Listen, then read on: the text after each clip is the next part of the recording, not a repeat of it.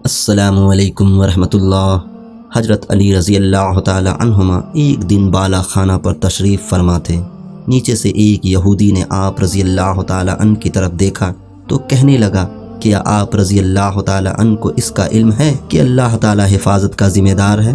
اور کیا آپ رضی اللہ تعالی عنہ کو حق تعالی کی حفاظت پر اعتماد ہے؟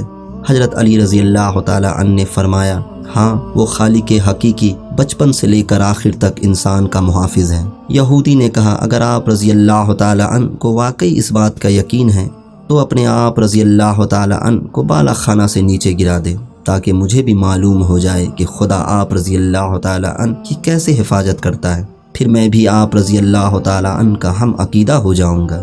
آپ رضی اللہ تعالی عنہ کی یہ عملی دلیل میرے حسن اعتقاد کا سبب بن جائے گی۔ حضرت علی رضی اللہ تعالی عنہ نے ارشاد فرمایا، کب بندہ کو یہ حق پہنچتا ہے کہ وہ خدا کی آزمائش اور امتحان کی جرات کرے؟ اے احمق نالائق، بندے کی کیا ہمت کہ وہ حق تعالیٰ کا امتحان لے؟ یہ بات تو صرف حق تعالیٰ ہی کو زیب دیتی ہے کہ وہ اپنے بندوں کا امتحان لے، تاکہ ہم اپنی حقیقت سے آگاہ رہیں اور اس کے عالم الغیب ہونے کے بارے میں ہمارا عقیدہ پختہ رہے۔ اگر پہاڑ کے دامن میں ایک ذرہ پہاڑ کی بلندی کو دیکھ کر کہے کہ اچھا میں تجھے وزن کروں گا کہ تو کس قدر طول و عرض اور وزن والا ہے، تو اس بے وقوف ذرے کو سوچنا چاہیے کہ جب اپنی ترازو پر پہاڑ کو رکھے گا تو اس کی ترازو ہی پھٹ جائے گی۔ اس وقت نہ یہ ذرہ باقی رہے گا نہ اس کی ترازو سلامت رہے گی۔ یہ تو وزن کا خیال محض احمقانہ ہوگا۔ ایسے احمق اپنے قیاس کے ترازو پر ناز کرتے ہیں اور اللہ والوں کو اپنے احمقانہ خیالی ترازو میں تولنے کی کوشش کرتے ہیں۔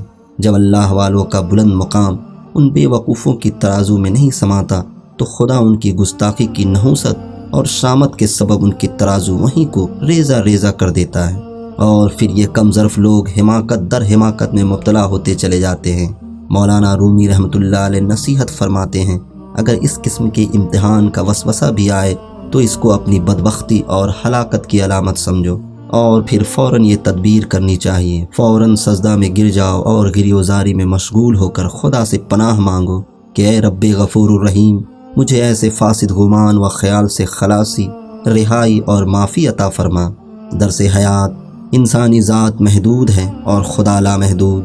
اگر محدود یعنی انسان لامحدود کا امتحان لینے کی کوشش کرے تو اسے حماقت اور بے وقوفی کے سوا اور کیا کہا جا سکتا ہے؟ خدا کی حقیقت انسانی عقل سے بہت بلند ہے، اتنی بلند کہ اسے بیان بھی نہیں کیا جا سکتا ہے۔